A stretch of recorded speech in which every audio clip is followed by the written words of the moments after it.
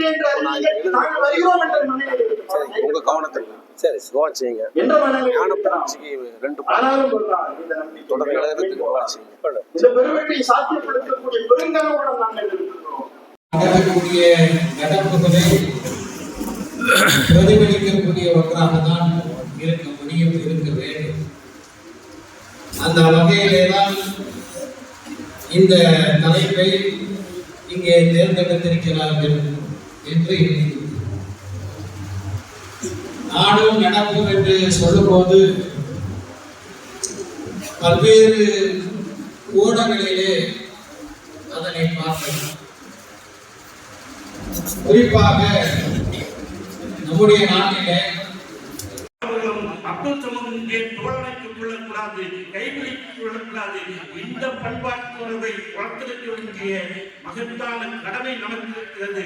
இந்த இலக்கியமான அதிகமான சொத்துக்கள் முஸ்லிம்களிடத்தில் தான் இருக்கிறது. வக்ஃப் இதை விட அப்பட்டமான போய் எதுவுமே கிடையாது. ஏன்னு கேட்டீங்கன்னா தமிழ்நாடு, கேரளா, தெலுங்கானா, ஆந்திரா இந்த 4 மாநிலத்தில் உள்ள இந்த அறநிலையத்துறை மற்றும் தனியாருக்கு சொந்தமான கோவில்கள், மடங்களுக்கு சொந்தமான வக்ஃபுகள் இந்தியாவுடைய மொத்த வக்ஃபை விட அதிகமானது யார் சொல்றாங்கன்னா மூத்த வழக்கறிஞர் கபில் சிபல் அவர்கள் பாராளுமன்றத்தில் பதிவு செய்கின்றார். அப்ப இந்தியா முழுவதும் கணக்கு போட்டால் எவ்வளவு இருக்க வேண்டும்?